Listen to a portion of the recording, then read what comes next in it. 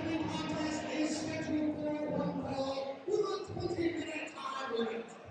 Introducing first, from Stone Mountain, Georgia, weighing 215 pounds, Trevor Blackwell.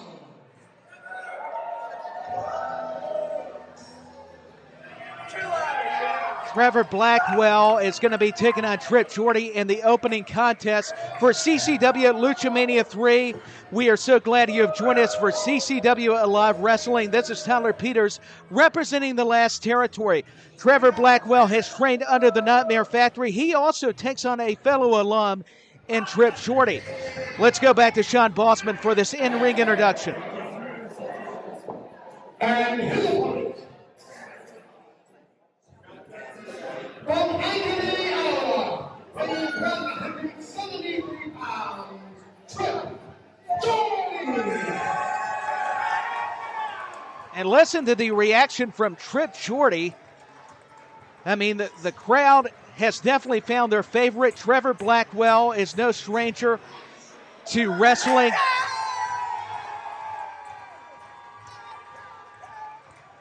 Listen to this ovation. So much energy and charisma from this young man. Trip Shorty, a native of Iowa. He's trained under not only the Nightmare Factory, but the Black and Brave Wrestling School. And we all know WWE superstar Seth Rollins founded the school. And the crowd in the Music City is just electric, as the great Gorilla Monsoon would say.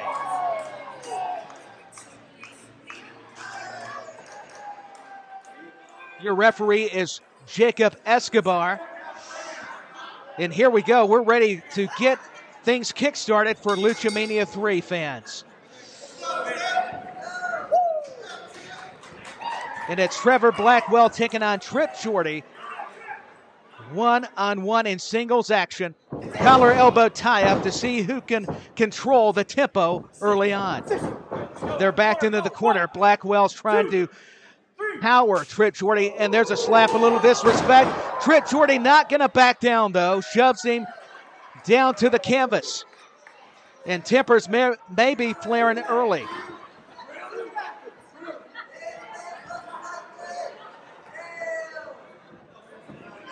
Trip Shorty and Trevor Blackwell. Collar elbow tie-up once again into a hammerlock. I think maybe even a wrist lock by Blackwell from Stone Mountain, Georgia. Remember, Jake the Snake Roberts also famously from Stone Mountain, Georgia as well. So a good pedigree for Trevor Blackwell. There's a reversal back elbow as the pace quickens. Shoulder tackle by Blackwell to Trip Shorty. Crosses over into the ropes. Leapfrog by Shorty. Flying back elbow. And what athleticism on display by Trip Shorty. Trevor Blackwell picks him up into the turnbuckle. He blocks the forearm shot. He's hammered away on Blackwell. Trip Shorty faced Hunter Drake back at the Long Halloween in 2022. In an instant classic. But Blackwell's not going to back down. Trip Shorty is exuding a lot of energy, and I think he got a little too carried away, and that allowed the window of opportunity for Blackwell to capitalize. Now he's putting the boots as he draped him across the top rope. And now holding the throat is Trip Shorty. And just pummeling away is Trevor Blackwell. Jacob Escobar, your official, is trying to back him away. Showing a lot of aggression early on is Blackwell. Got him into the corner, sending for the Irish whip. Hard into the turnbuckle, back first, in fact, goes Trip Shorty. Here's a cover, lateral press. Little nonchalant was that pinning predicament by Blackwell. Hits the ropes for some momentum, drops the knee right across the face of Shorty. And he is in control, is Trevor Blackwell.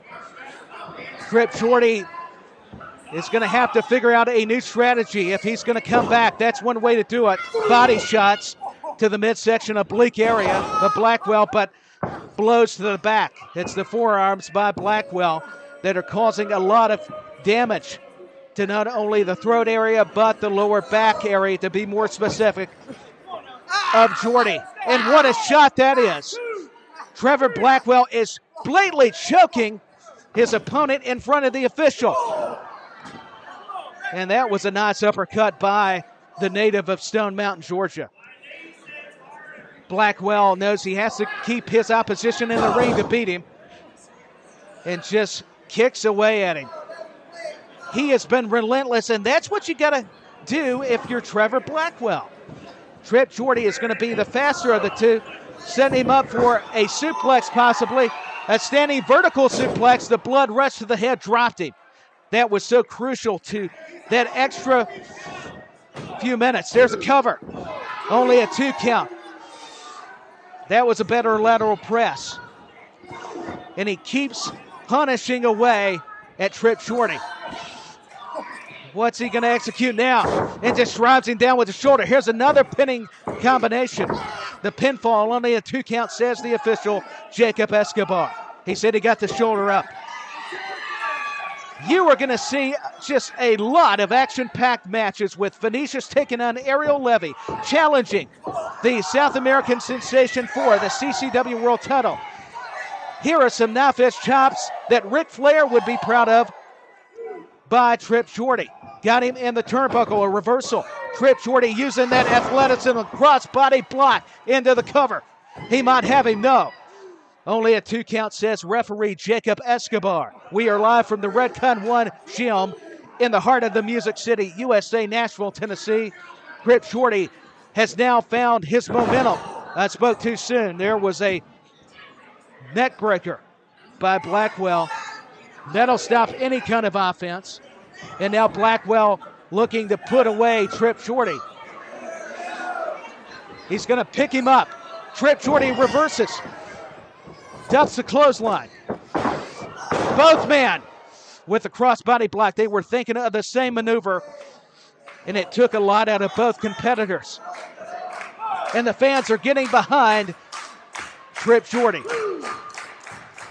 They've got to the count of 10. Both men back to a vertical basis. Trip Jordy blocks. He blocks again. He comes back with just fisticuffs.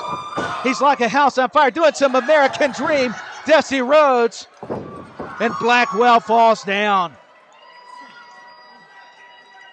It's taken so much out of both these tremendous athletes, and you're never going to witness anything like CCW. So you got to come attend a live event, fans. Trevor Blackwell has Trip Jordy right where he wants him. Irish whip into the turnbuckle. There's a boot by Jordy. Jordy on the middle rope.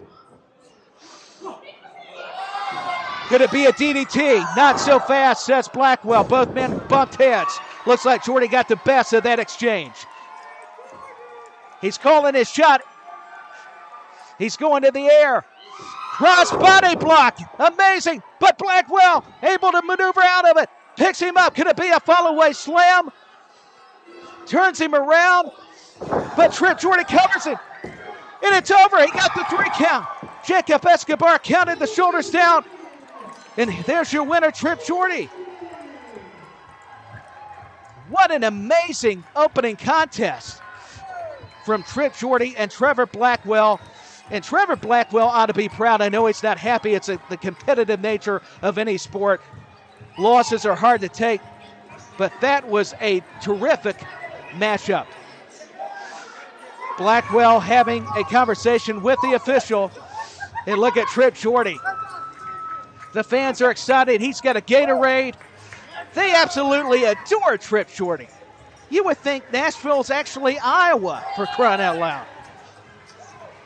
Well, he's ecstatic.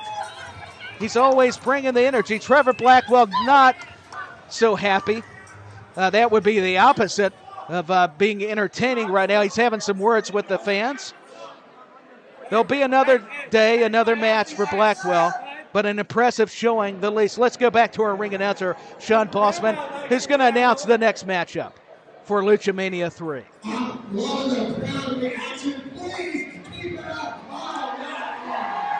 Yeah, please do. We've got Country Air taking on Gio and Crow. Some tag team action for you. scheduled for one fall with a 20-minute time limit. Introducing first, from Fort Lauderdale, Florida, with a total combined weight of 430 pounds, GOC, Electron, the most hated. And not a very positive reaction by this capacity crowd as we are awaiting the participants of this tag team bout. The anticipation continues to grow. It's Elliott, Crow, and Gio Steets. And these guys are not fan favorites. They don't care if you like them or not. They are talented. They've got tenacity, determination, and they don't care to cut corners. That perfectly fits these two gentlemen. I mean, if you look them up in a dictionary, it's not going to be pretty. But they are extremely skilled. They don't really care what the people think of them. And in some ways, you got to respect it. But these guys have a couple of bad attitudes. Yeah, they want the fans to respond. I don't think you're going to get quite the positive reaction. I'll just say it again that you think you're going to get there.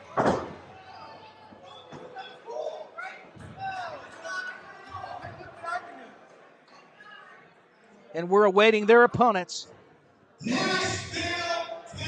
Oh, wait a minute. He's got a microphone.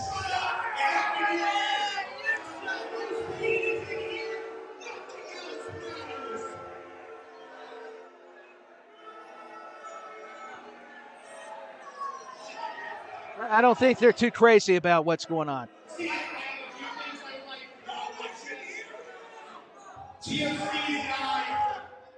A few things that we'd like to get off our chest about this company. See, they made us come up to this Hickville town and wrestle country air. Who are they? You know what? They're probably the equivalent of fentanyl. That's right. You guys all know what that is. You use it every day, right? That's not very nice. Now, the icing on top of you gotta understand this one, the mud pie. We're not even supposed to be here.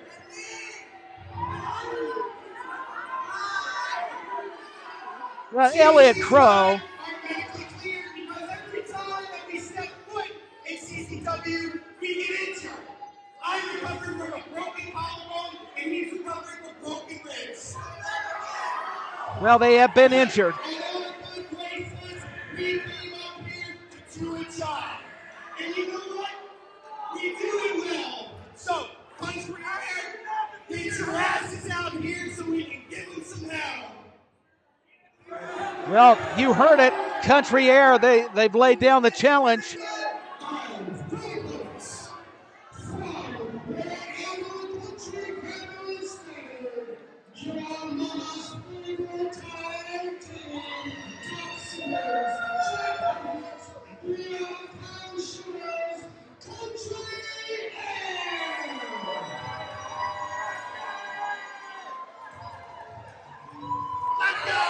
The people love Country Air.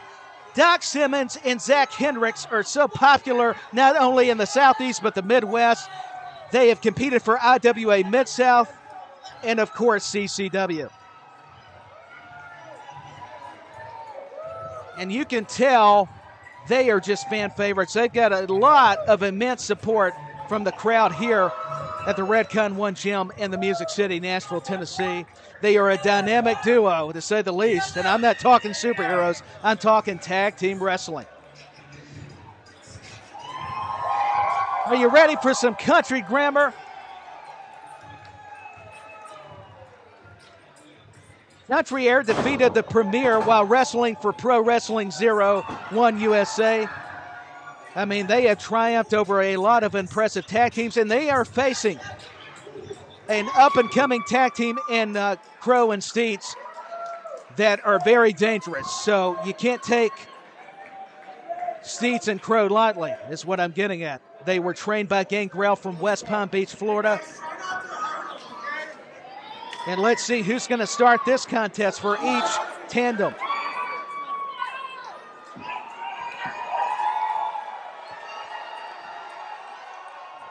It's going to be Doc Simmons taking on Steets to begin the matchup as the official is checking. Ring the bell, he says. It's time to get this one underway.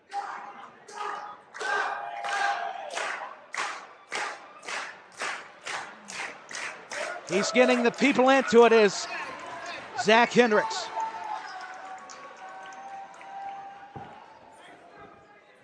A tie-up, and Steets has got the power advantage. And look at him make fun, insult his opponent in Simmons. Very disrespectful, but does he care? No, he does not. That's Gio Steets for you. A filling out process, a test of strength, maybe, by Simmons.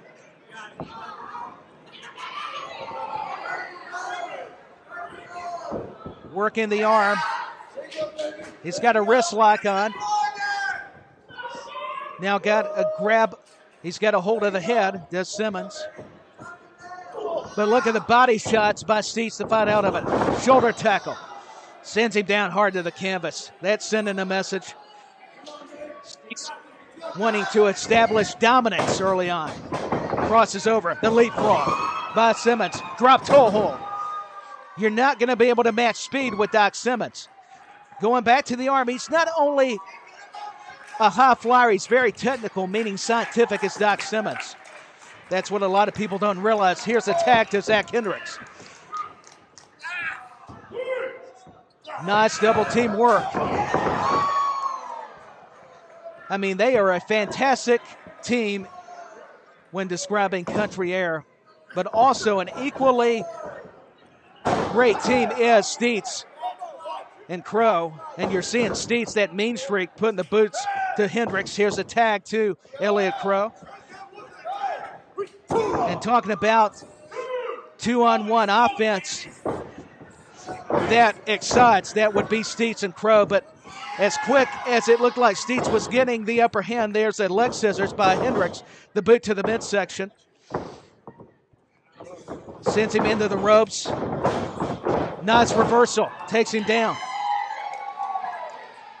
And the crowd is on fire in Nashville. Knife's chop, lightening up the chest of Crow is Hendricks. Tried for another one, but it's a double chop by Steets. He did outsmart him. I got to give him credit. Sends him into the turnbuckle. But look at Hendricks' move. He moves so effortlessly. And there's a European uppercut, snapmare. Leaps over Crow.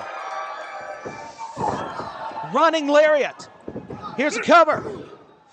Only a 2 count, says the official.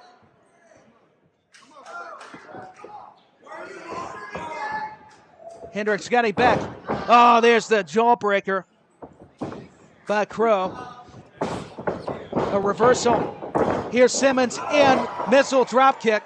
Actually, that was a standard drop kick. It might as well be a missile drop kick. It was so explosive. There's a count. I'll correct myself there. Simmons climbing to the middle rope. I think he's going to go to the top rope, the top turnbuckle. In other words, tried for a moonsault, but landed on his feet, or it appeared at least from my vantage point. Oh, but goes right into a forearm by Gio Steets. And the momentum, the complexion of the match has changed in the favor of Steets and Crow. Now the tag, and Steets is in. Clubbing blow to the back, the shoulder blades of Doc Simmons. Picks him up, showing his strength, and slams him down to the mat. Covers him. 1, 2. Not so fast, only a 2 count, says the referee. And Hendricks trying to motivate his tag team partner. Head first into the turnbuckle goes Simmons. And it's the quick tags. Now we see Steets back inside the square circle. And look at this nice double team execution by Steets and Crow. A near fall, only a 2 count.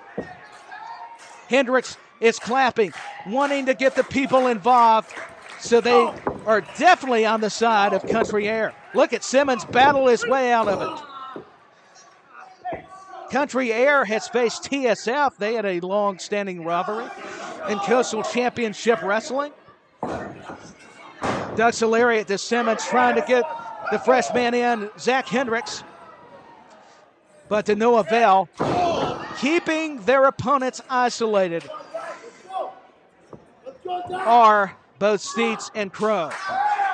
Once again, a tag to the legal, and freshman Gio Steets attacks the body with a just effective blow, the knee to the midsection. Sends him for the ride. Look at that leaping ability. He's trying to pin him, get him over.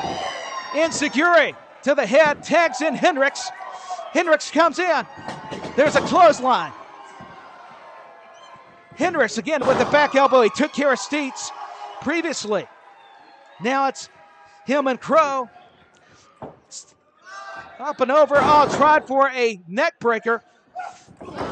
Oh, but nails the elbow to the back. That was vicious. Double axe handle saved by Steets. And the referee's telling him, you got to get out of the ring. A variation of a spine buster. And that'll stop any kind of momentum by Hendricks. That was very intelligent on the part of Steets. And now it'll be Crow and Steets. Atomic drop, super kick combination. Sends him into Doc Simmons, his own tag team partner. The Turnbuckle and Simmons, to be exact. Look at this double team, slams him down. Going for the pin. Could this do it? What a win this would be over Country Air for Steets and Crow. But only a 2 count, maybe 2 3/4, if I got my math correct. It's so exciting, I'm even getting excited myself. Simmons with the open hand chop. Don't let his size fool you. He is an underdog if I've ever seen one. And Crow accidentally super kicks Steets. Look at these strikes by Country Air, the clothesline. Simmons has Crow back up. Hendricks is picking him up. What are they going to do here? They're looking to put it away. They're going to finish it. What a high-risk move that was. The dive through the ropes. Pins him, does Hendricks. And they get a huge victory over Steets and Crow. Another dynamic matchup that only CCW can deliver. The last territory, Coastal Championship Wrestling. As the official holds their hands up high in victory. Country Air, how about some of that country grammar, baby? As Nick Vitale would say. You gotta love it. I don't know how much that Crow or Steets are gonna enjoy it, but you know the fans in Nashville and Country Air sure are gonna indulge.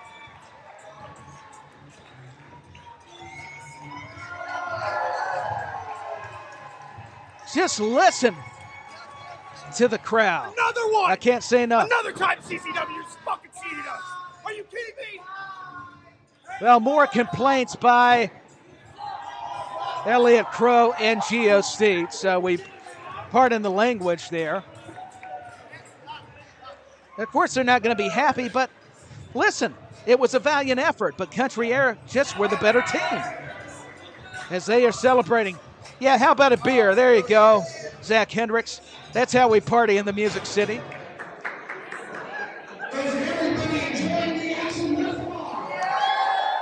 I think we are.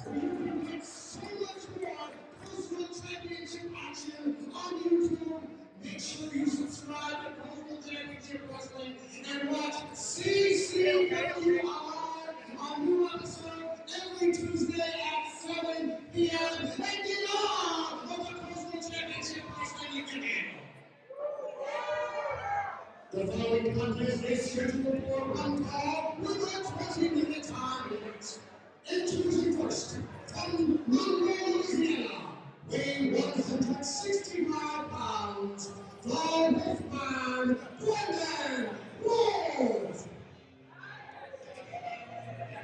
Well, we're going to be introduced to the Wolfman, Brandon Wolf. He's a talented young man of Cajun heritage from Monroe, Louisiana. He also loves the rock and roll lifestyle. Apparently, from that hand gesture, maybe he's got his own variation or variable, in other words.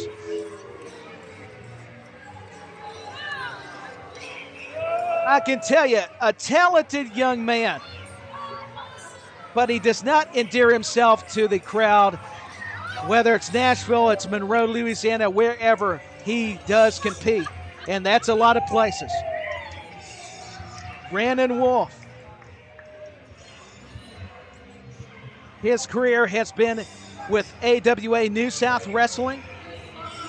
I mean, he's challenged a pro wrestling champion named Matt Vaughn back in 2019. Some of the stats on Brandon Wolf. He's fundamentally sound, I'll tell you that. I went back and reviewed his matches when referencing Wolf.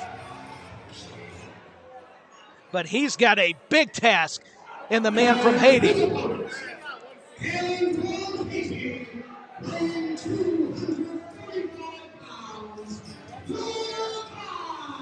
Lakai is a monster of a man. He has been so impressive ever since he came onto the scene for the Last Territory. And here he comes, shovel in hand, and with that cool-looking hat. And the people just, they absolutely adore this man.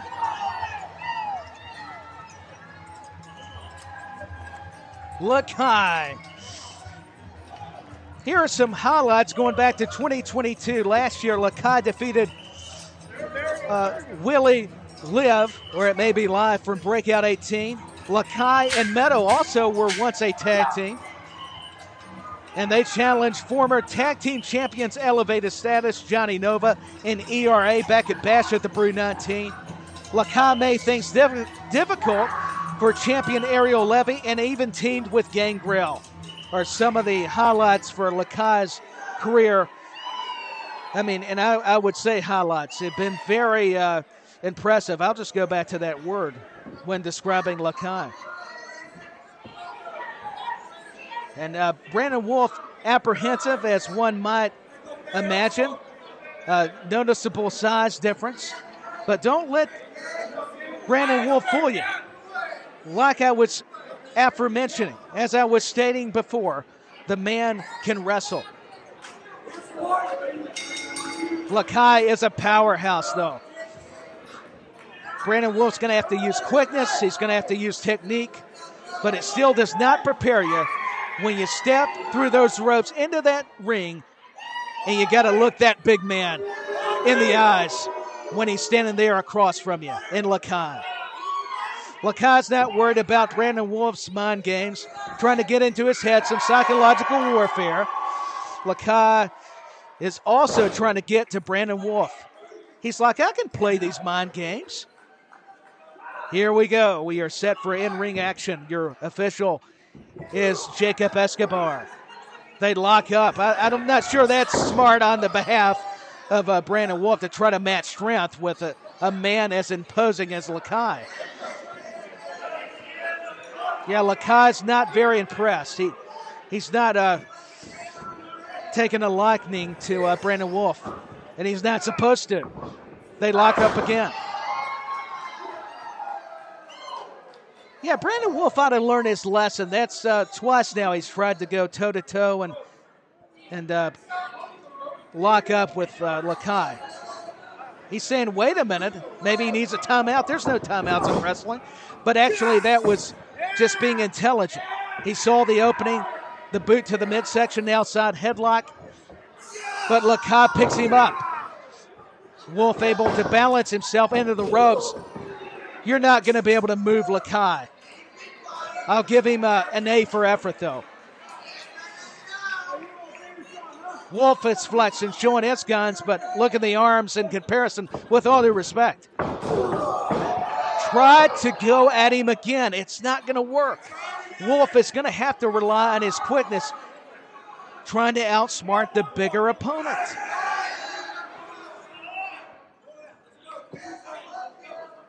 Brandon Wolf going to try it again. Attempts, no, he slides under. Drop kick. Still no effect. And he's wasting time celebrating and turning his back on Lakai. Big mistake. And a ramming shoulder sends Wolf down to the mat. It's a reality check, a wake-up call, if you will, and just tosses him like a lightweight. Does Lakai. They want him to do it again. And the fans are going to get what they want as he bills him once more, additionally. And you can hear the grimace, the pain coming from Brandon Wolf. Sends him, I thought, the ropes. No, we're going to go from the turnbuckle. Back first, hard into the other turnbuckle, the opposite side. Back body drop, send him up to the ceiling. Lakai's a big man. Definitely rangier, taller. He's got the height advantage. He's taller. Tried to drop the elbow, but Brandon Wolf was elusive, getting out of the way. And Brandon Wolf puts the boots to him. Kicking the man wise down, and why not? It's wrestling. And just pummels the bigger Lakai does Brandon Wolf. Showing a lot of tenacity, showing a lot of determination is Brandon Wolf. A headbutt.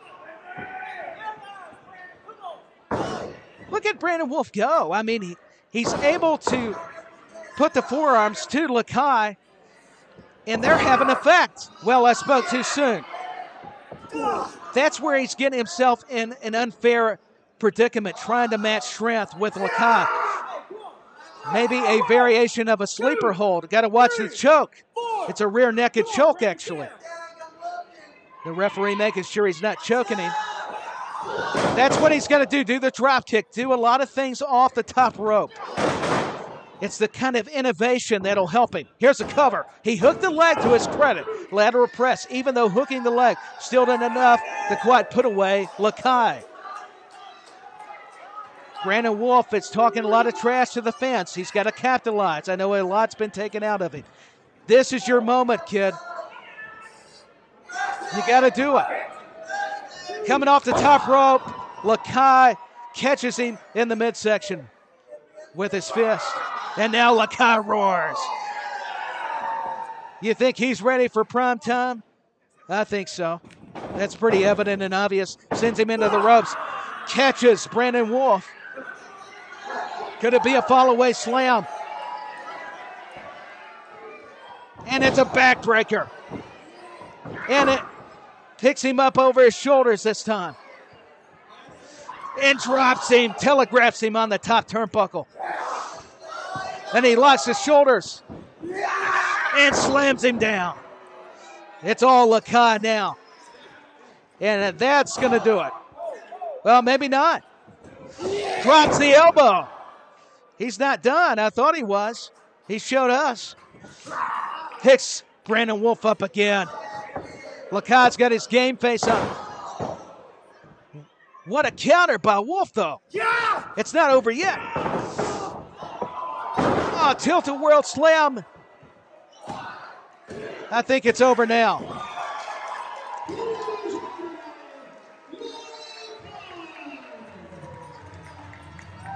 Give Brandon Wolf a lot of credit, but Lakai's just bigger, stronger, and nastier when he wants to be.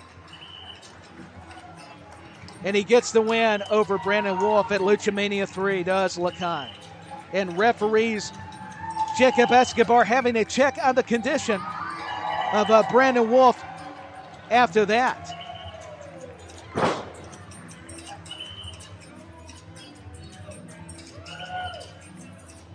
He's got a lot of support from the CCW faithful live inside Redcon 1 Gym in the Music City, Nashville, Tennessee. As Lakai heads back to the dressing room, the locker room area. Yeah, we may need some more assistance for Brandon Wolf. Even the official having a hard time having to pick him up literally off the mat. Give him a lot of credit, but he shoves the official. Now that's disrespectful. All the referee was trying to do was help him. Oh, well. I guess that's Brandon Wolf for you. He doesn't need the help, apparently. Let's go back to our ring announcer, Sean Bossman, for the next contest. All right, for those of you who haven't, it's National Championship Wrestling FL. That's very important. FL stands for Florida.com. Keep up to date on Personal Championship Wrestling. All the news, even in Florida as well as Nashville, because we're going to continue to expand. The following contest is a tag team match scheduled for one fall with a 30-minute time limit. Enters first to be accompanied by Lou Spector, the team of Tony Kelly and Luke Simpson. Well, Lou Spector knows how to recruit talent. I'll give him that. Buddy Rogers actually gave Lou Spector his start in wrestling. And what a duo he's comprised with Toby Farley and Luke Sampson, two big individuals with nasty attitudes. They don't care or have any regard for anybody. They just want to inflict punishment. Luke Sampson last faced Chase Stevens at the Long Halloween. And Luke Sampson went to Florida State University. He's a tremendous athlete. Also has learned under the tutelage of Cody Rhodes and the Nightmare Factory. You've got Toby Farley, who's from Cookeville, Tennessee, was the NWA Mount Empire champion and all-pro wrestling champion, trained under the legendary Dutch Mantell. Farley has challenged the Southeastern champion Jackal Stevens via Meltdown back in March. And that would be, I think, last year, if I can recall. Well, Lou Spector having some not-so-pleasant words for a fan at ringside. Let's go back to Sean Bossman. From the South regions of New Jersey and Nashville, Tennessee, respectively, with a total combined weight of 447 pounds, Jackal Stevens and the natural Chase Stevens. That's about to get real hot, real fast. Accompanied by, I believe Sean Bossman said, Sean Medij, who is a representative for the Redcon 1 facilities and gyms nationwide, has been instrumental. Him and Lou Spector have had this rivalry that has been brewing and been going on for quite some months, if you can remember. Looking back, reviewing CCW Alive Wrestling. And he's the natural. It's Chase Stevens with Jackal Stevens. It's Stevens and Stevens. But they mean business. It's no joke. It's no TV sitcom with these two gentlemen, let me tell you. And here they come, Sean Medij. And it's Chase and Jackal. I love it. They've got the headbands. You don't think these guys are taking this seriously? Both these guys share a history with both Sampson and Farley. Right here in Nashville and throughout the last territory. And you talk about an ultra-talented team with Stevens and Sampson and Farley. I mean, this is going to be a barn burner in the words of the great JR, Jim Ross. Nashville, Tennessee loves some Jackal and Chase, I'll tell you. I can't say the same for Lou Spector or Toby Farley or Luke Sampson, respectfully.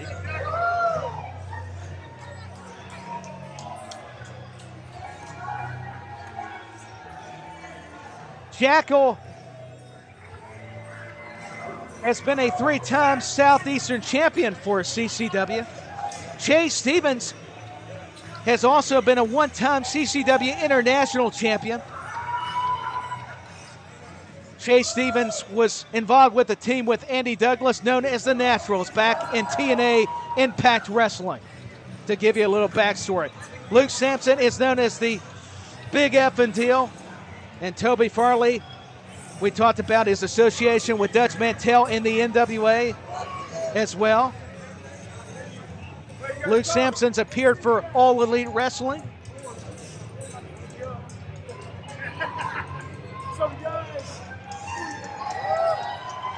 And I'll tell you, Stevens is getting some love, getting some selfies at ringside. And Sean Medege is, he's happy about it.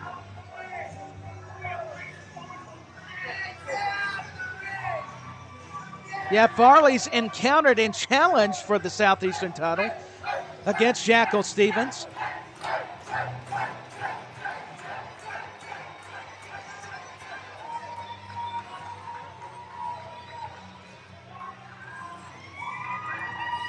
Farley began his wrestling career back in 2003. He's a little over 6 feet tall, about 225. And he is mean and nasty and dangerous. And look at Luke Sampson, as big as Toby Farley and Chase Stevens are. Big Luke Sampson, about 6'5" or 6'6", I'd say. And Chase Stevens warming up. You got to watch out if you're the official for Lou Spector. He's a master manipulator on the outside. And we're going to see who's going to start out for these two teams. At Luchamania 3, it's the trilogy for CCW. CCW first started coming to Nashville back in 2020. So it's been the third year that the last territory has continued to be the premier organization, not only in Florida, Tennessee, but the entire southeast region of the United States of America. And Jackal is getting the crowd hopped up as only he knows how to. He's doing his dance. He's getting his groove on. I think the ladies are liking it. I'll tell you, Ariel Levy's got some competition in that regard. And the official trying to compose Toby Farley. It appears it's going to be Farley taking on Chase Stevens. Chase Stevens has not only been an NWA Tag Team Champion, he's held gold for the NWA, similar to Toby Farley, by the way. Both guys have just been at the top of their game for so long, whether it's been NWA, a CCW, whatever promotion in Tennessee. I mean, they're known beyond the Southeast. They're known nationally, are these two gentlemen. And they're going to see who's going to strike first.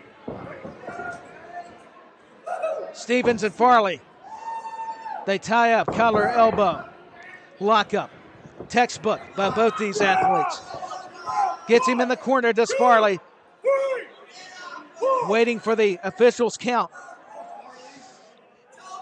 And just trying to get mentally inside the head of Chase Stevens. Look at Luke Sampson also talking some smack.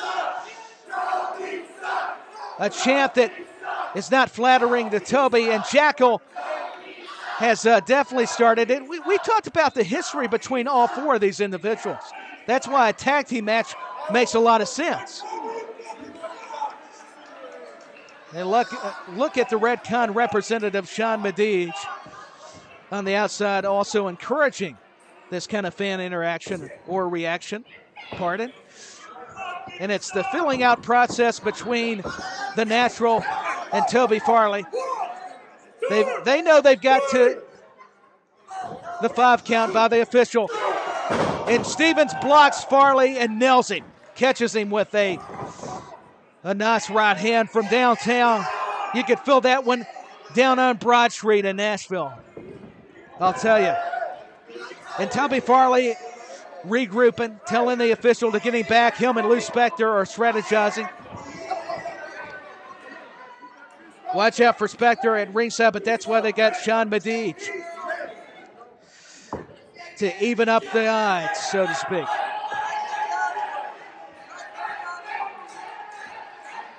And Jackal wants to be tagged in. And I think the people want him in. Now it's going to be Jackal taking on Toby Farley. They tie up. Waist lock. by Jackal Stevens into side headlock. Takes him down off his feet. The transitions were effortless by Jackal Stevens. But look at Farley get back up on his feet, drives him into the corner, and notice it's in the corner of his tag team partner, Luke Sampson. But Stevens is not going to be deterred. He battles his way out of it, at least attempts to. But look at the trip up by Sampson. That's just very good savvy on the part of Luke Sampson. And a forearm shot by Toby Farley. But look at Chase Stevens. He did not appreciate it. And he let Farley know. There's a kick to the knee, one way to weaken your opponent.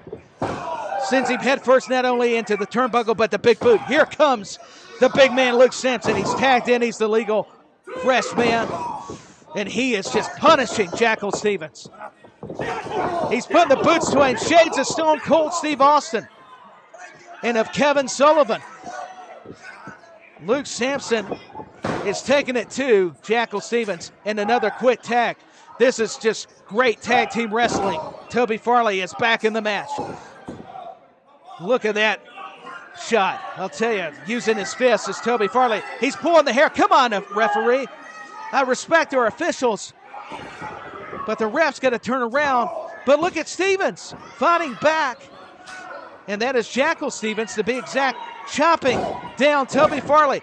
Now he's putting the boots. He's stomping a mud hole in Toby Farley. It's Jackal Stevens. That's one way to even up the score.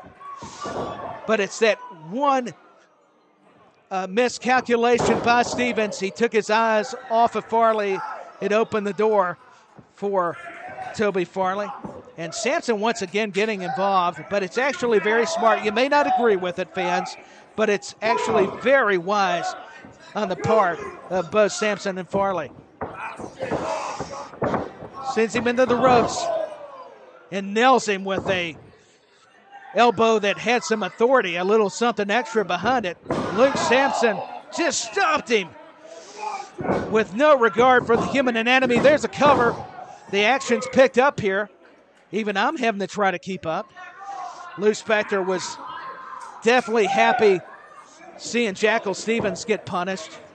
This guy's sick, you know what? He enjoys it. Double elbow by both Farley and Sampson. More terrific tag team wrestling. There's a cover, lateral press. Not enough, though, to put him away or put him away. Let me correct myself there. Jackal Stevens ramming Farley into the corner, but the problem is he's ramming his opponent right into the corner where it's both Farley and Sampson. It's a danger zone, essentially. And now Sampson is back in. He's got a hold of Jackal Stevens around the neck area, the head. But look at Jackal try to fight back. Now the chance of Jackal commence. Chase Stevens trying to cheer on his man. There's a tag, but the referee didn't see it. Yeah, it's backwards turn. So now Chase Stevens is trying to get in, and look at the double team by both Farley and Sampson. The official did not see it. He was tied up with both Sampson and Farley. And look at Lou Spector. Come on, official. Turn around. Lou Spector with a cheap shot.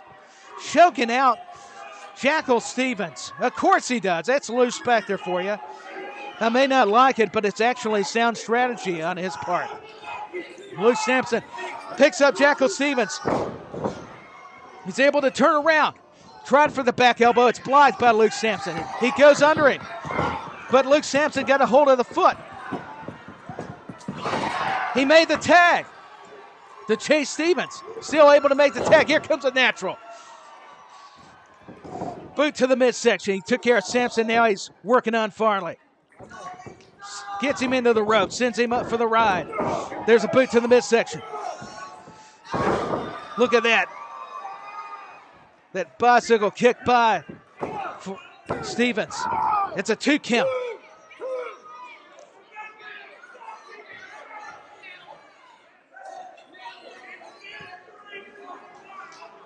Look at Stevens. Oh, right to the eyes, I believe, by Farley. That'll stop any kind of offensive momentum. And Lou Spector and Sampson, are they arguing? A little miscommunication. And Farley accidentally hit Luke Sampson. And now Lou Spector is letting Luke Sampson have it. I'm not so sure that's smart. And Toby Farley grabs Chase Stevens, drives him down. That may do it. He's saying it's over, he's signaling. But Luke Sampson breaks up the pin. What's Luke Sampson doing? He picks up Farley and he slams him down. What is going on? And he drapes Stevens over and tells Lou Spector to suck it. And it's a 3 count. Jackal Stevens and Chase Stevens have won, but thanks to Luke Sampson. He pinned Toby Farley, and Lou Spector's beside himself. Sean Medege is celebrating with his team. Representative of Redcon 1, Jim. Yeah, Lou Spector is having it out with the crowd, the fans at ringside. He is livid. You can't blame him, but you can't also blame Luke Sampson, his actions. Maybe he didn't feel like he was appreciated. That was another phenomenal tag team matchup. Where else can you go to see anything close than at a CCW event? He calls Sampson a piece of trash. Security having to restrain Lou Spector as the team of Stevens and Stevens celebrate. They worked well as a tag team, did Jackal and Chase.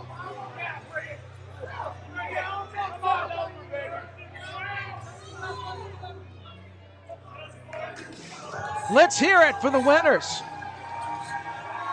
Sean Medege are raising their hands as they celebrate. They should be proud of their efforts here tonight.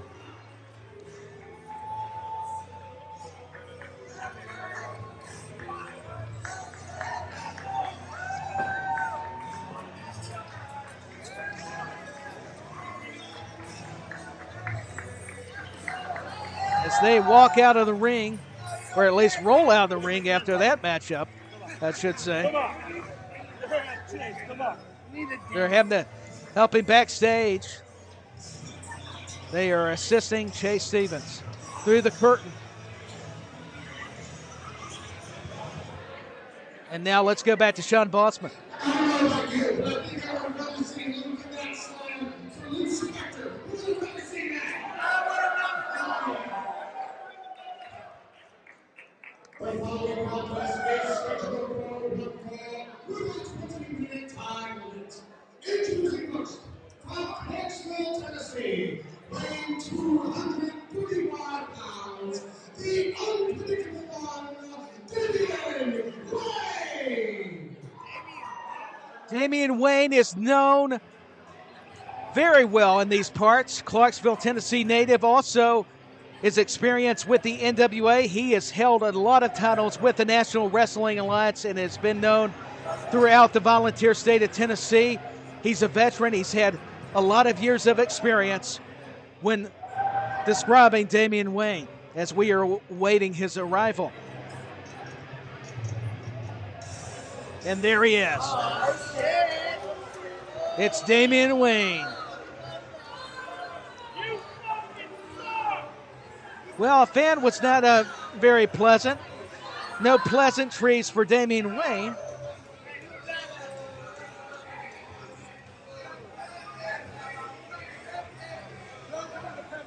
Yeah, Damian Wayne was talking about the NWA, two-time NWA national champion, former North American champion for the National Wrestling Alliance. Damian's career spans 21 years. He's faced C.W. Anderson and Marty Jannetty. He has faced C.W. Anderson and Marty Jannetty, has Damian Wayne. But he's got a tough opponent in Hunter Knott, one half of TSF, who also learned in the Nightmare Factory.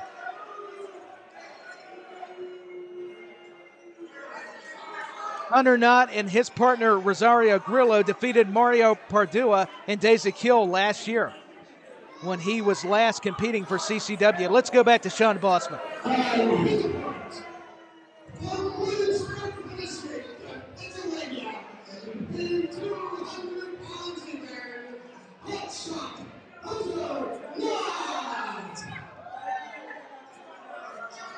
Hunter Knott brings the energy level from 1-5 to a 10, let me tell you.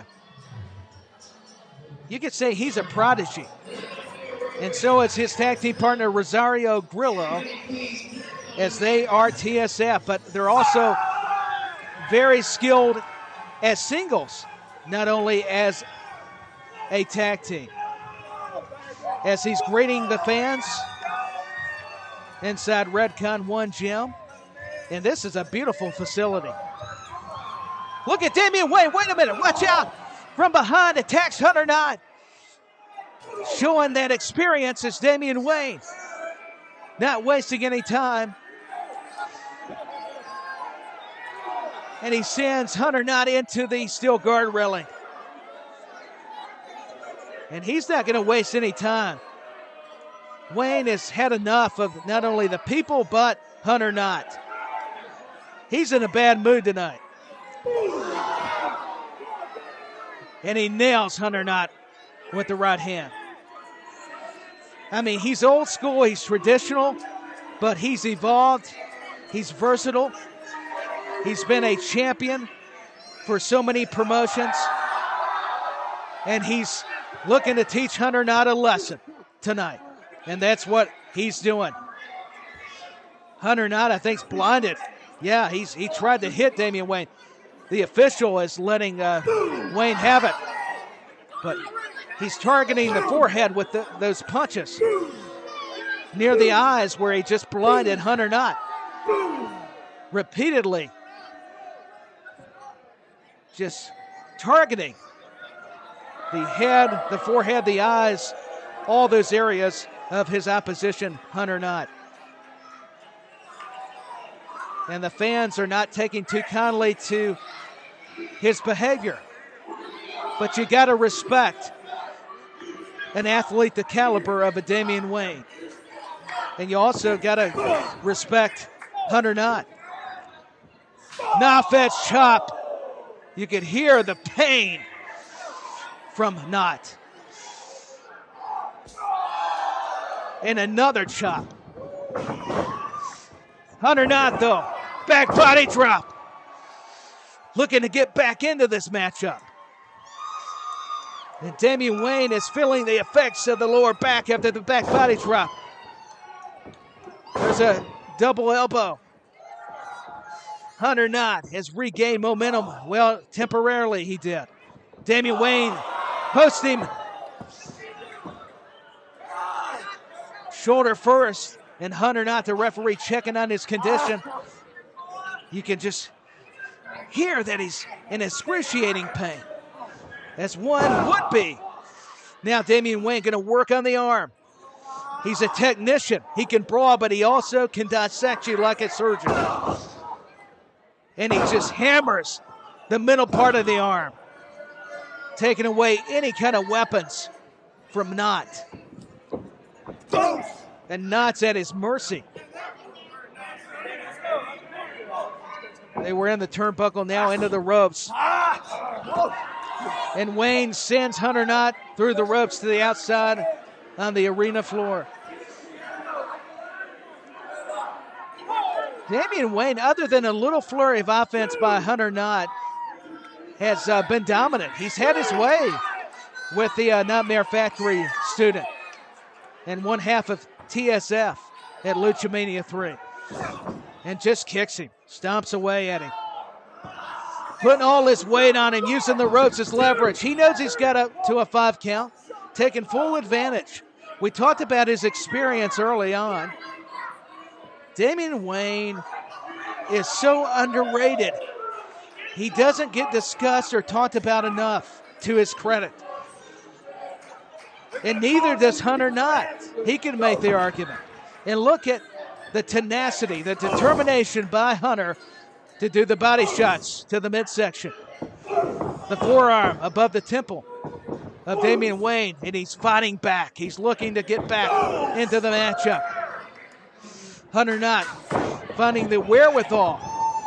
But Damian Wayne closes the door with a clothesline. A short-armed clothesline will stifle any kind of opportunity. Here's a cover. That was a little bit of an arrogant pinning. A little bit of arrogance with the pin. The lateral press. The pinning combination is what I was trying to say.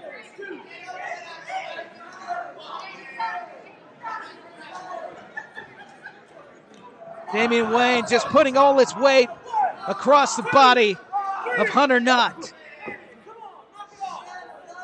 Just suffocating the neck area on that middle rope. And the referee, Jacob Escobar, asking him, you got to quit, you got to stop when I tell you to. That's why I'm here. Headbutt by Damian Wayne. Sends Hunter Knott down to the canvas. Choking him out with the boot.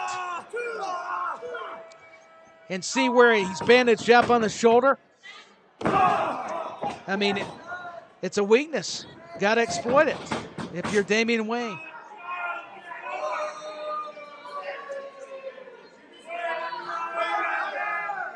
The crowd letting him have it. They do not appreciate it. But does Damian Wayne care? Of course not. As he walks calmly back into the ring. Going to cover him. He wasted too much time. That is a rare mistake by a veteran in Damian Wayne.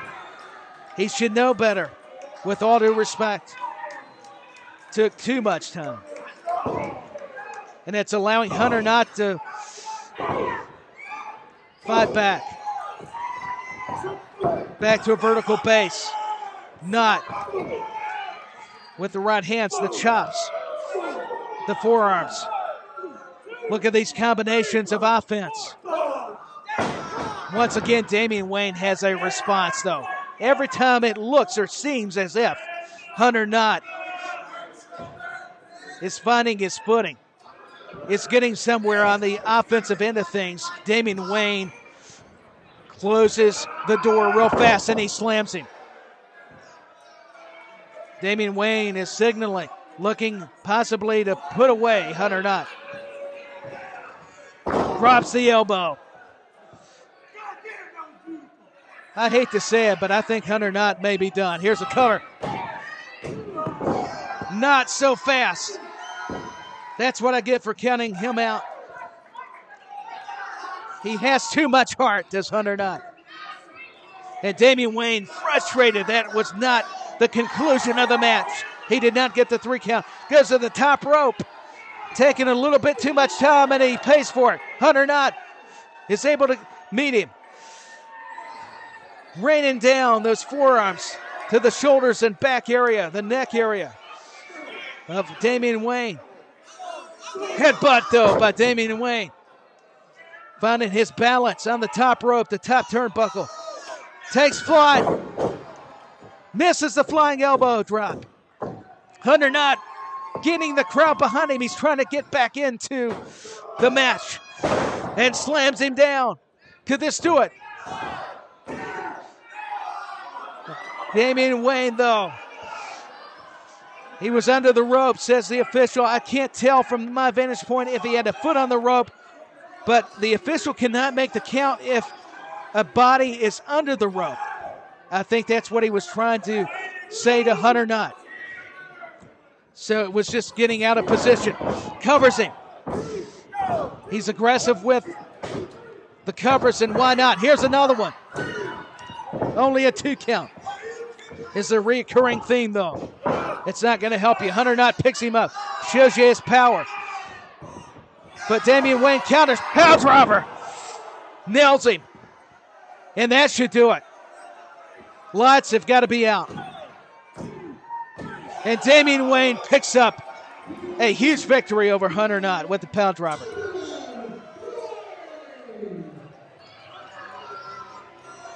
Hunter Knott tried his best, but in the end, Damian Wayne proved he was just too much. He was the better athlete, the better competitor. He attacked him from the get-go and got things jump-started and was able to rebound from any kind of offensive momentum that Hunter Knott possessed.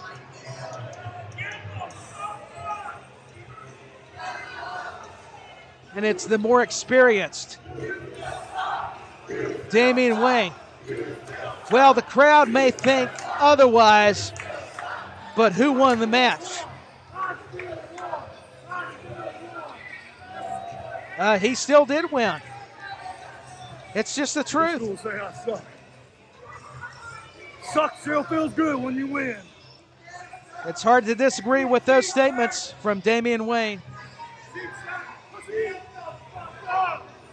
And Hunter Knott, he'll live to fight another day, another night, in other words.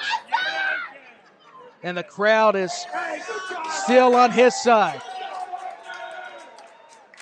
And we'll get ready for our next contest.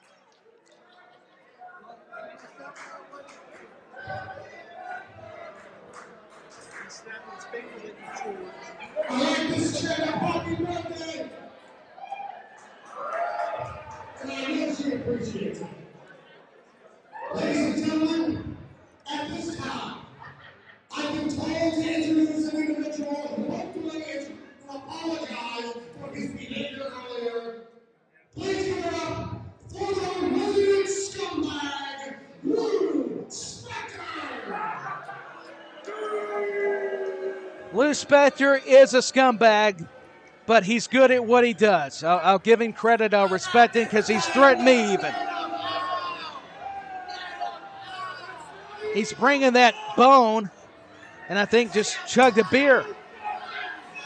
He's a slime ball, but he's very good. He's very skilled. He plays the mind games well. He's even threatening the ring announcer, Sean Bossman. He's got a mic.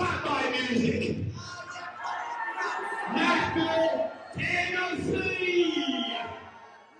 You know, we normally run in Florida, but every few months they get real mad at me, and then they can come up here and deal with you inbred, toothless pieces of garbage. So yes, I'm always in a foul mood when I come here. I'm always upset when I come here. But something's about to happen that's going to make me very, very happy. Ozzy Twinmeister, I battled you coast to coast. My entire army's been up against you. But tonight, it's your funeral. Ladies and gentlemen, it is my pleasure to introduce to you the CCW International Heavyweight Champion of the World. He is a West Virginia marvel. He is my pet monster. And Ozzy, he's the death of you. Ladies and gentlemen, please hide your children. Please hold your women. Please stand back. For this is my Beastman. And he is a monster. What a introduction by Lou Spector. He's the CCW International Champion. And he just shoved the microphone into Sean Bossman, our ring announcer. That wasn't very nice. And here he comes. He is menacing. He's intimidating. He hails from West Virginia. Watch out if you're spectators at ringside. The man will come after you. Security is not going to save you. He's the one-man wrecking crew, the Force of the North, the man monster. Stands, I would say, more like 6'3", 6'4". They say 6'2". Weighs anywhere from 450 pounds to 500 pounds. Handsome Jimmy Valiant actually trained this guy. And everybody knows the Boogie Woogie Man, Handsome Jimmy Valiant from the CWA Memphis territory, the WWF, also Jim Crockett Promotions, the NWA, the Valiant Brothers with his brother Johnny. He's responsible for Beastman, not only Lou Spector. And Sean Bossman's getting threatened. Somebody help Sean Bossman. We need help out here. We're going to need an army. We're going to need the National Guard to control this guy. This guy's a freak of nature. I mean that with all respect. You know, I don't want him coming after me. I've already been threatened before. It won't be the last time. Lou Spector's got to handle this guy. Lou Spector, I'm at a loss for words. He even has trouble keeping his man calm down, if you can call him a man. His opponent, straight from the pit, weighing in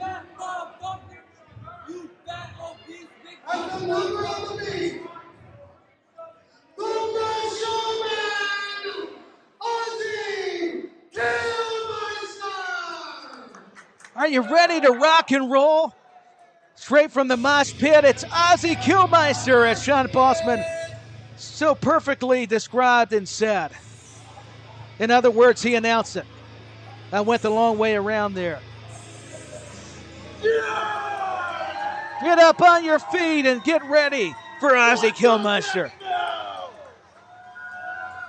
He's the Macho Man, not the Macho Man, but he's the Macho Man, is what he's called and known as. Earlier this month, Killmeister routed Anthony Katina at CCW Saturday Night Slam 11.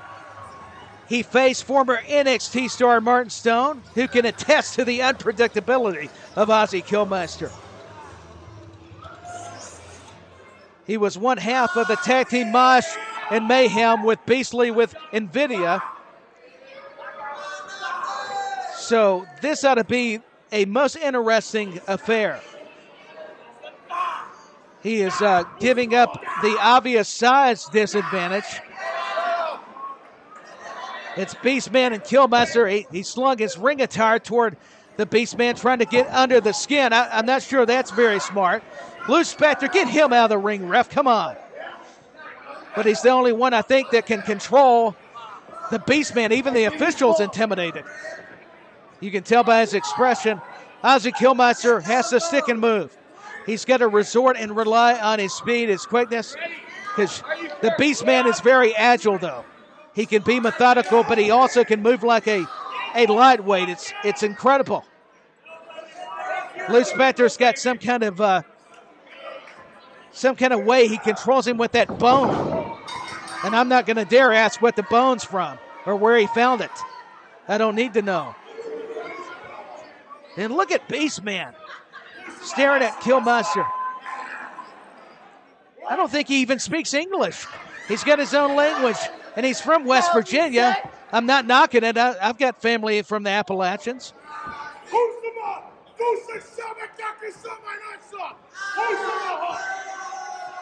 Whatever he says, I'll agree with. Killmeister is standing his ground, though. He's getting the mosh chants going. I told you, it's like a rock concert. We are in Nashville, for crying out loud. But it's a wrestling match. He's going to lock up with the Beastman. And the Beastman shows him who's boss. You're not going to match power with the Beastman. Nice try, Ozzy. It's just not going to work. You're going to have to go to something else. Listen to Lou Spector on the outside. Look at the Beastman just maneuvering back to the turnbuckle with such ease.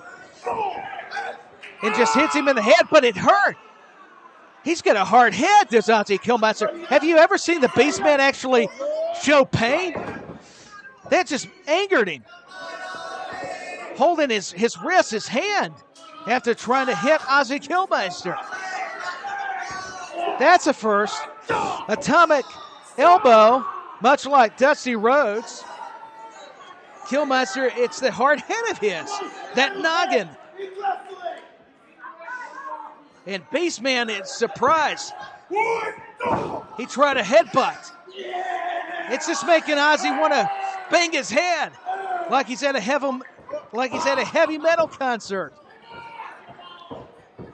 And look at Beastman. He's drowsy. Did he get into the beers that Lou Spector was drinking earlier? And look at Killmeister with a chop and a forearm beforehand. Splashes him. Look at Killmeister go. He does another splash into the turnbuckle. but Beastman catches a Samoan drop. And that's 450, maybe even near 500 pounds, crashing hard on Ozzy Killmeister. It may be over before it even has a chance to get started, really. The Beastman now in control, just nonchalantly kicks him, puts the boots to Ozzy Killmeister. Ozzy begging off. He just sits on him, all the weight crashing down once more. Lou Spector loves it. Look at him on the outside. He's just toying with Killmeister, just sitting on him, imposing his will. I thought it could be over. Not so fast. It's going to take more to take down Killmeister. Even as strong and powerful and intimidating as the Beastman is. Killmeister slapping him, trying to do some body shots to the midsection, but the big chop by Beastman sends him down. Killmeister maybe on Dream Street. What's it going to set him up for? A suplex slam variation. Very innovative by the Beastman.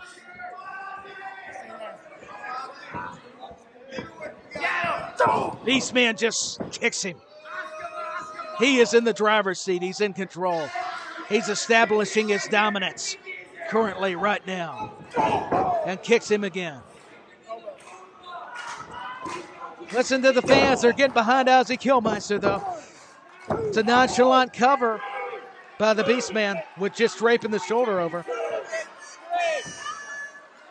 You're not going to win that easily over Killmeister, even if you are a lot bigger. And look at Ozzy banging his head. That's his way of hulking up. The forearms to the chest area of the Beastman. There's a kick. The boot to the midsection. Was he going to try to pick him up? No way. Instead, it's the Beastman picking him up and just slams him down. It's been a one-way affair so far. It looked hopeful for Ozzy in the beginning, but it's been all Beastman so far. Big splash. And just when you think it's going to do it, it's going to be over, he's finished, Ozzy Killmeister finds a way to get his shoulder up. It's astonishing. It's amazing. And the Beastman and Lou Spector are beside themselves. They are in amazement. They are perplexed. They don't know what to think. And Beastman going to the top, the middle rope to be exact, that middle turnbuckle. Takes flight, and it's a headbutt by Ozzy Killmeister. And another headbutt. Just sacrifices the body. That's the unpredictability by Ozzy Killmeister. Leaping forearm. Another one. It's like he's splashing him, but he's using the forearm. And he's going to do it multiple times. Why not? Try to chop the big man down, but he's not going after the knees. He's just attacking him. I mean, the only way he knows how. It's so unorthodox, just like Beastman. And he's ramming himself, sacrificing his anatomy. And he takes the Beastman to the outside. I can't believe it. The Beastman almost went into the crowd over the guard railing. Even the guard railing can't contain the Beastman. Are you kidding me? This guy's not human, or it seems he's not. Look out, Ozzy Killmeister just launches himself.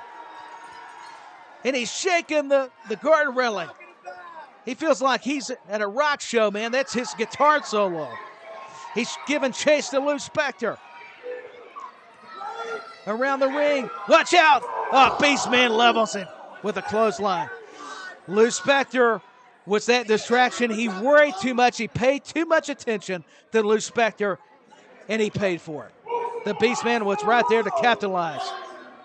That was a crucial mistake regarding this match. And the Beastman begging him to get up on his feet. He wants to inflict more pain and damage. Watch out, the Beastman hits the ring post. He missed. As Ozzy Killmaster got out of the ring, he thought he had him. And Killmaster is calling his shot. He's going to go to the high-risk district. He's going to go to the top turnbuckle. He's taking flight. And maybe a little miscommunication there as Beastman capitalizes and clotheslines him. And cannonball by the Beastman. It's not looking good for Killmaster. I know we've said it multiple times, but right now especially. And he sits on him, this Beastman. And that's all she wrote. Beastman wins the match. Lou Spector is having some words with a couple at ringside. And still the CCW International Champion, the Beastman. And Lou's got the belt and that bone. Look at Lou Spector. He's like a proud dad. He's more like the evil mad scientist. What is Beastman freaking son? Might as well be. You can't deny the success of Lou Spector's recruits, including the Beastman. Ozzy Killmaster doesn't even know where he's at. He's stumbling as he tries to gather himself back to the locker room area. And look at Beastman. I think he's going to eat the rope. Who needs a bone when you've got the ring to eat? This guy's a menace. And I'm complimenting him in case he wanders over here. And Lou Spector holds up the CCW International title. Beastman won it from Chase Stevens, and he's been on quite the roll and streak so far. Just more great action still to come. We're not finished yet. Here at CCW Luchamaina 3 at Redcon 1 Gym in Nashville, Tennessee. Stay tuned, fans. As Beastman and Lou Spector are having it out with the fans, security are getting in between them. And this is going to be a dangerous situation. That fan probably needs to settle down. I would not mess with Beastman or Lou Spector. Even the security for CCW cannot help you. I would advise don't mess with Beastman and get involved in this action. You've been warned. Enjoy yourself, just don't enjoy yourself too much to where you think you need to get involved. Just words of wisdom, trust me. And Beastman and Lou Spector are celebrating, and they're walking back toward the locker room area, and still jawing with fans. Lou Spector, he's dastardly, he's a menace, but he's talented. Ladies and gentlemen, I want you all to please mark your calendars because we will be returning right here at the Redcon 1 Center in Nashville, Tennessee on May 20th. Make sure you mark your calendars. We want you all to come back and bring your friends. Tell them what a great time you're having tonight. The following contest is our ladies' match.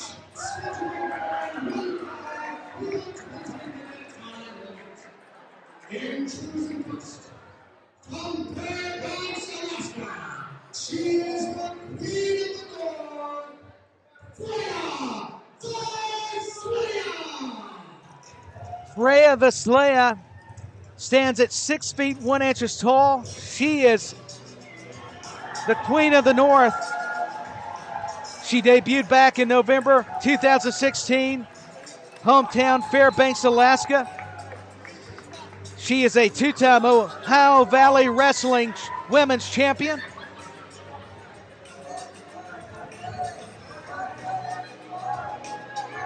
And of course, she has had a memorable rivalry with Haley J in Ohio Valley Wrestling. Watching back her matches, Freya the Slayer uses her size and power.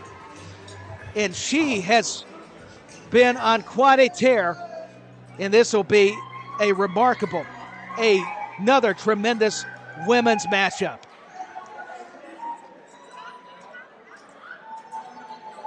And from Fort Lauderdale, representing Montreal, Quebec, she is Luchamaina Ashley Bombard.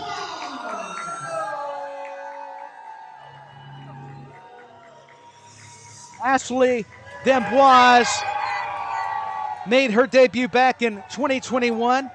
She learned from Cody Rhodes, QT Marshall, and Billy Gunn. Of course, you heard Sean Boss-McCarr, the La Creme de la Creme. I hope I got that correct. I need a better accent. Ashley started wrestling for Beyond Wrestling and Women's Wrestling Revolution. She made her CCW debut facing the ladies champion Marina Tucker via Destiny Awaits back in 2021. So D'Amboise will have her work cut out for her. We are ready to get this match underway.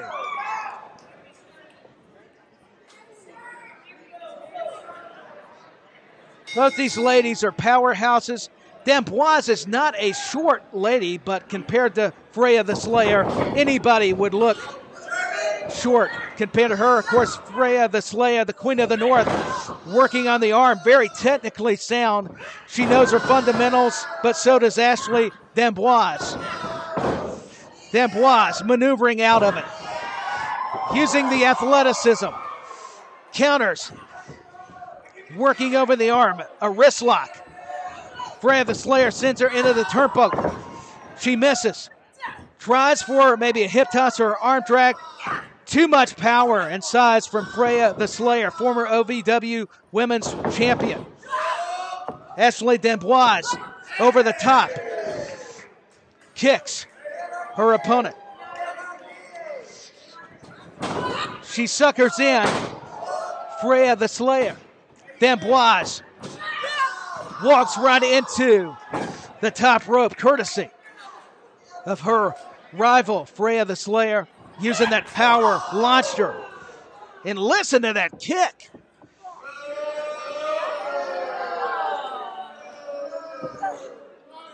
The crowd did not appreciate that, but does Freya care?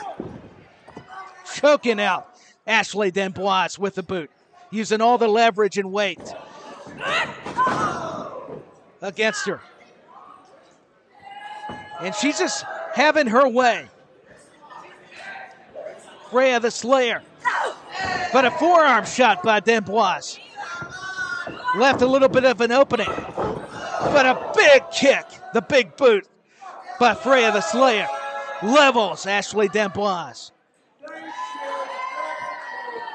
She wants her proper due and respect. She bows down like the queen that she is, the Queen of the North, the Arctic Circle.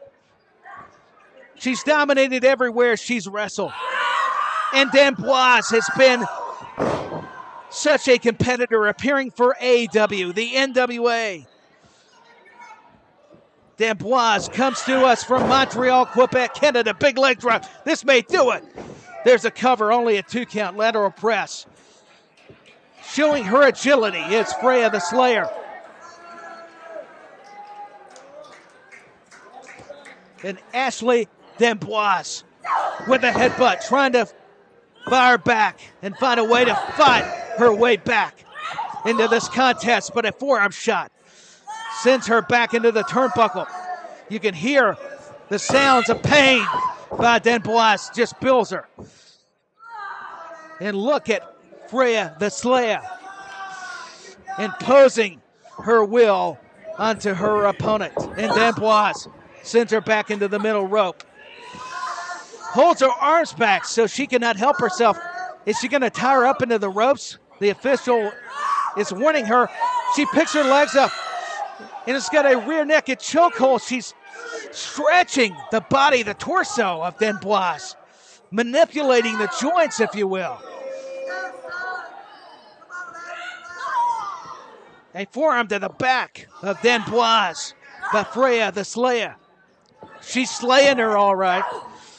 But look at D'Amboise not giving up. She will not be denied. She says it's for you at ringside. Nafez chop. Kicks her with the leg. And down goes D'Amboise. Freya, the Slayer, is just absolutely having her way. And why should she be confident? Other than the opening moments, it's been all the Queen of the North.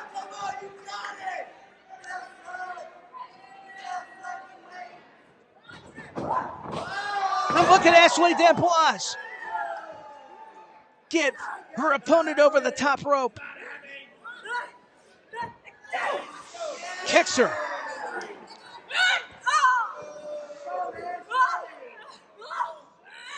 D'Amboise is caught though. This is not the predicament you want to be in with Freya the Slayer. Trying to grab the wrist, the hands. And Slayer goes into the canvas, the ring apron. It's the opening that D'Amboise needed. 3, 4, let's go, Ashley. 5, let's go, Ashley. 6, let's go, Ashley. And there's the Let's Go Ashley chants. And Freya has to get back into the ring. Ducks the clothesline. There's a clothesline by D'Amboise. And again, sends her down to the mat. She does it again. Kicks her in the midsection. Uses the ropes for momentum. Swinging neckbreaker. Actually a jumping swinging neckbreaker. And a kick up. Back up to her feet. She attempts to pick her up. Maybe a Uranagi, I'm not so sure. And goes for the sunset flip, possibly no. It's countered. Freya the Slayer says, nuh-uh, not on my watch. Picks her up. Jawbreaker by D'Amboise. Off the ropes. Freya the Slayer catches her. This is not good if you're D'Amboise. And it was a Uranagi into a backbreaker combination by the former OVW Women's Champion. Could she ever know? As I was speaking already with a lateral press on her rival, Ashley D'Amboise. But look at Ashley, the grit, the determination, that look on her face. Picking her up as Freya. Could it be a suplex? No. D'Amboise gets out of it with a martial arts style kick. Turns her around. Neck breaker. Goes for the cover. Hooks a leg. D'Amboise almost had her. How close was that? The referee says 2 with the shoulder up. And she's signaling for the end possibly. It's D'Amboise. Maybe. Trying for that rock bottom, the Uranagi. Or grabs her by the waist. It's a waist lock. But Freya the Slayer has other ideas. Could it be a choke slam? Yes, it is a choke slam. And that may do it. And it does. That's one of her finishing maneuvers. It's a signature for Freya the Slayer. And the prophecy comes to fruition, unfortunately for Ashley D'Amboise. Freya the Slayer is your winner. Give it up for the Queen of the North. The women are a highlight for CCW. The Last Territory presents some of the greatest athletes, not on just a national level, but internationally. Freya the Slayer and Ashley D'Amboise are just 2 of the prime illustrations. And she doesn't care what this crowd likes. She won the match. Ashley D'Amboise did a great job. Give her a hand, and I'm glad the crowd is. She has nothing to be ashamed of. She ought to be very proud of her efforts here tonight. Ashley D'Amboise, proving why she's a hot commodity wherever she goes and competes, is Ashley D'Amboise. We're going to go back to the ring announcer, Sean Bossman, here in just a matter of moments. We're not quite done yet, folks. In Nashville, CCW is returning. At this time, I would like to thank Vic Conrad Center for bringing back CCW time and time again. So the curiosity, the fantastic, with only CCW and Vic, we are the last times one, and you fans are the ones that make it happen. Thank you, thank Vic Conrad. If you've been thinking about joining a gym, may I suggest Red Con Run? And now, it is time for your main event. It is scheduled for 1 hour time limit, and it is for the CCW World Heavyweight Championship. Introducing this is the challenger, to be accompanied by the legendary manager of champions, Freya from São Paulo, Brazil, weighing 330 pounds, fighting for the square, And we are waiting the Brazilian Giant. You hear him, accompanied by the manager of champions. We're going to get the visual here in a matter of moments. Listen to that music. It's getting you pumped up, hopped up. You know, there's a sense of danger when Phoenicius arrives and comes to your town. You hear the infamous whistle by the manager of champions, ECW original, longtime official for the WWE and WCW in the Florida territory. He managed Sabu, RVD, Taz. It is none other than Bill Alfonso, Fonzie as he's called. It's not Henry Winkler, it's Bill Alfonso. It's wrestling's version of Fonzie.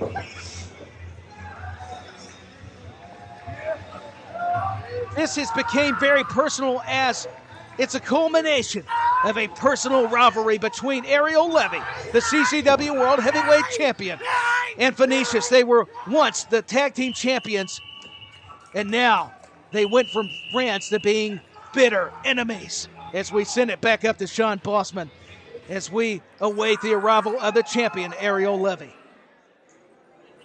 And his opponent, from Santiago, Chile, weighing 190 pounds, he is the reigning, non-defending CCW World Heavyweight Champion, the South American Superstar,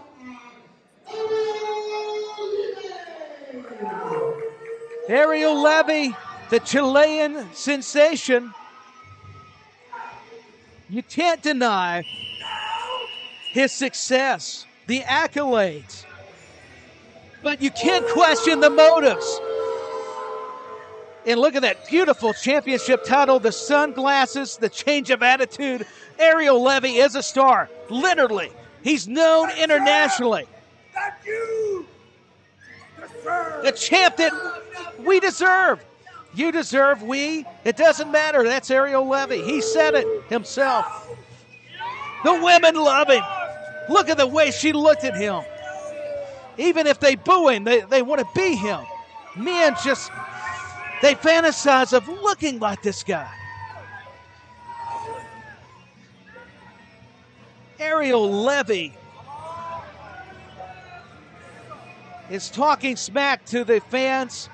He's given one lucky fan the sunglasses.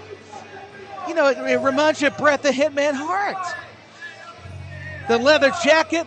Oh, he kisses the lady. What a gift that was for her. Yeah, why not? That's better than an autograph. Just smooch her. But Ariel Levy from Santiago, Chile, he successfully defended his championship back at Summer Glory of 2022 against Jaden Newman. And Phoenicius not wasting any more time at 330 pounds. We told you it's been a fierce, intense personal issue between these two former tag team partners, and Phoenicia's not wasting any time attacking Ariel Levy, the champion, under the direction, the instruction even, of Fonzie Bill Alfonso, the manager of champions, as he whistles, coaches him. Phoenicia's destroyed men at a young age in the streets, the jungles, not even the streets, the jungles of Brazil. And he's violence personified. Ariel Levy finding that out right now. Got him against the guardrail. Knife edge chop. And Levy immediately goes down to his knees in agony and pain. Look at Phoenicius using all that power and sent Ariel Levy in a very uncomfortable way on top of the guardrail. He may be singing soprano after tonight. That's all I'll say in the lower regions. Phoenicius picks up the champion, the number one contender, the challenger for the title. Levy tried to fight back, but to no avail. Phoenicius just too much to overcome right now. Is he going to suplex him? Yes. On the ring apron. And shatters the spine of Levy. And Fonzie talking the trash to a former protege that he trusted. And that was not to be the case for Ariel Levy in the long run, as he eyed the CCW World Heavyweight title. Being a tag team champion was not enough for the superstar. Ducks the clothesline, and it's a back elbow cross-body block variation admonished by Phoenicius. And the bell rings. It's officially underway. The main event for CCW and Luchamaina 3, and just sits on him, a splash, using all that 330 pounds of the Brazilian giant. Phoenicius onto the sternum, the midsection of Ariel Levy. Ariel Levy is trying his best to gather himself, but it's just been too much from the start as Phoenicius punishes Levy on the turnbuckle, sending him head first. The referee says you got to watch the corner. Levy found his opportunity. Got to chop him down, drop kicked his knees. The double knees to the face, tried for the quick pin. It's going to take a lot more wearing the bigger opponent down to get the victory, to attain success. Repeatedly kicking, stomping away on Phoenicius is the CCW heavyweight champion. And look at Levy go. Tried for the Meteora, those double knees, but got caught. Got a little overconfident, overzealous. Phoenicius picks him up and drives him down, showing his strength. It is impeccable, the power of Phoenicius, the big man. Look at Fonzie on the ring apron. He is motivated. This one's got higher stakes, with not only the championship at Ariel Levy, knowing the South American Alliance's history and the betrayal of Ariel Levy on Phoenicius and Bill Alfonso. But look at Levy maneuver out. Drives the knee to the back of the number one contender. And he and Fonzie get into it. He shouts, Fonzie, come on. That was uncalled for. Drives down the elbow on the neck of Phoenicius.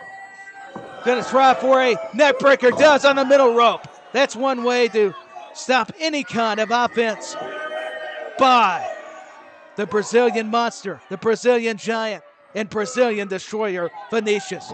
You can call him all those terms. He's the champion everybody deserves, and he drops a leg onto that same neck area of Phoenicius. He's working over the body, any part of the anatomy, there's cover. He hooked the leg, lateral press, but still not enough to keep down the larger opponent in Phoenicius. Drives down that wrist, working the arm, taking away the power. Very scientific and sound is the fundamental strategy by Ariel Levy. He was targeting the neck earlier. Now it's the wrist, taking off that wristband. Remember, it was the injury and that Venetius had. So he's even butting him. He's doing a Freddie Blassie on him. Come on, ref. Right in front of the official's eyes. But that's true. Venetius returned from a serious injury that kept him out of action.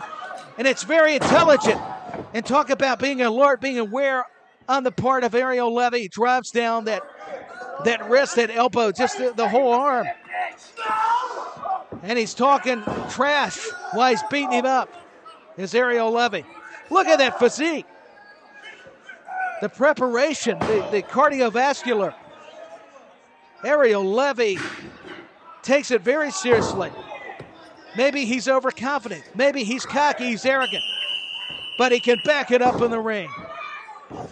The boots to the knees by the CCW champion. He's still working over that arm, using the ring rope as an assistant. Fonzie looks concerned. But look at Venetius fought back using the other arm. That's not injured or been hurt during the matchup. The clothesline into the corner with all his body weight, a little more authority added on. But the boots got up into the face, the mask of Venetius by Ariel Levy. He's playing some defense now, back in the outfits, tried maybe for a DDT. Got caught, slammed down by Venetius, covered him. Could we have a new champion? Could that do it? He couldn't cover him properly due to being injured. Fonzie thought it could have been 3, but the official told him, no, it's only 2. He needs him to get off the ring apron. But Fonzie can't contain himself. He's so emotionally invested into every match, but especially this one. Venetius has to stay on the attack. Oh, he flips him off. That's going to just get Venetius. That's going to make him angry. It's what it's going to do. Picks him up. Maybe going to powerbomb him. But look at Ariel Levy. Fought out. Oh, throws him into the official. Now the referee's down. I don't know if Venetius, Fonzie, I think they're aware. That answers that question. As Fonzie throws in a steel chair. It's getting ready to get hardcore and extreme. A little bit of ECW. Steel chair to the back of the champion, Ariel Levy. Some payback for what he did to his tag team partner back at a Bash of the Brew not too long ago. It's been months in the making. Some payback, some retribution on display by the number 1 contender, Venetius. He's going to choke him with the steel chair blatantly, but there's no official. It's essentially become a no disqualification matchup without an official out here. So this is all legal right now. Oh, Ariel Levy throws the chair into the face, the mask of Venetius. And he's laughing, he's smiling, he knows it. It looked as if Fonzie and Venetius' game plan had backfired. But look at Fonzie behind Ariel. Grabs the chair. And swings it and hits Ariel Levy. In true Fonzie style, is it greetings from Copacabana? Grabs him down. And we've got a new CCW World Heavyweight Champion, but Fonzie's got to revive the official. He's out. Here's cover. We got a new champion. Venetius has done it. The referee has counted 1, 2, 3, called for the bell. Yeah, and Fonzie's calling for the title. We hear the announcement from Sean Bossman, the ring announcer. I'm so excited I can't get my words out. But the crowd, they are ecstatic. We got a new CCW World Heavyweight Champion. Look at Fonzie celebrate with Venetius. They got their revenge on Ariel Levy. He's outside the ring. He's got to be in disbelief. Wait. We've got another referee coming in. What's this? Oh, he's saying the steel chair was introduced by Fonzie. So wait a minute. Just hold on a minute. They're having it. Yeah, they're discussing it now.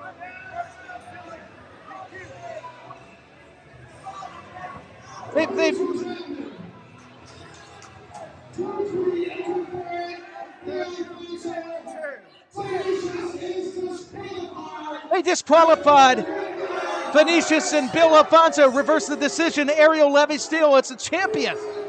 So Ariel Levy is still CCW World Heavyweight Champion due to the steel chair being introduced by Bill Alfonso and Venetius. Another referee came in.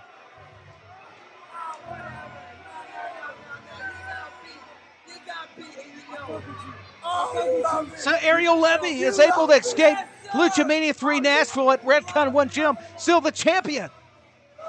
What a turn of events here, fans. I mean, it is wrestling, but I didn't think I'd see anything like it.